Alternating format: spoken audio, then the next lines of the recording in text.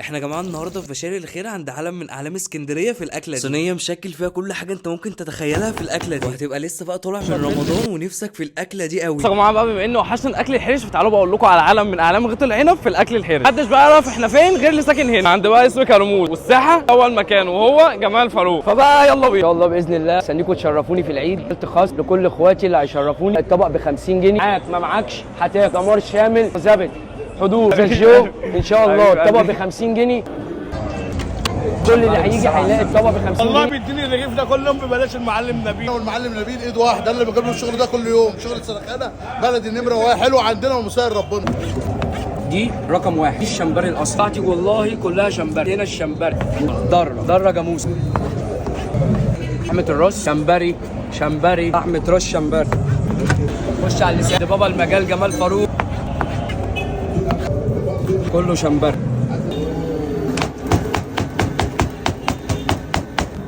ممبار صغير حضرتك عشان بص. يبقى مقرمش كده، اللي هو يبقى الرز مقرمش من ريحتين أنا ولونه بحب ذهبي أوي كده الممبار ده. وكويس، ونجربه كده في التحمير اهو. ماشي. الممبار بيقعد من دقيقتين ل3 دقايق يبقى كريسبي وطعمه تحفه. هو بيتحمر معانا شويه فلفل كده بقى يفتح النفس، هو ده الكلام.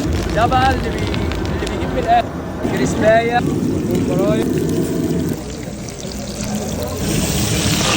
يعني نص الزيت وبتطلع تاني. لفه صغيره وبتطلع. لحمه الراس الحاجه لما تبقى طريه كده وتبقى جميله، نص دقيقه لفه سوتيه صغيره كده ناشفه صغيره، بتتدرب نص دقيقه برضو. بعد كده اللسان اهو هنديله وقت شويه. النخاع كده على طول اهو، هو النخاع بيفور اصلا. الكوارع المخليه محمره، في كوارع مخليه محمره. طبق الكوارع بالفته بالشوربه بالطحينه بالسلطه بالمخلل ب 100 جنيه. موجوده عندي مصمت جمال فاروق مخليه او بالعظم.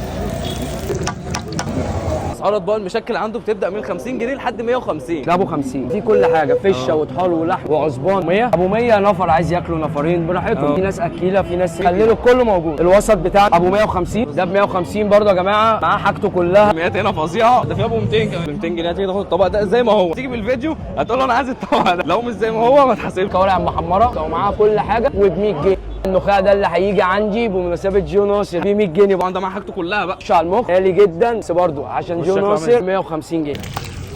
الترابيزه بقى تتفرش فيها كل حاجه حلوه انت نفسك فيها. واحد بقى يا جماعه لسه طالع من رمضان يعتبر، يعني خلاص في اخر رمضان، فاضل يومين ولا حاجه على العيد، ويبقى كل سنه وانتم طيبين. ويلا بينا بقى يا جماعه، كان لازم اول اكله ناكلها بعد رمضان او في اواخر رمضان هي اكله شبه دي. هنبدا اول حاجه بطبق المشكل ده. بص الطبق ده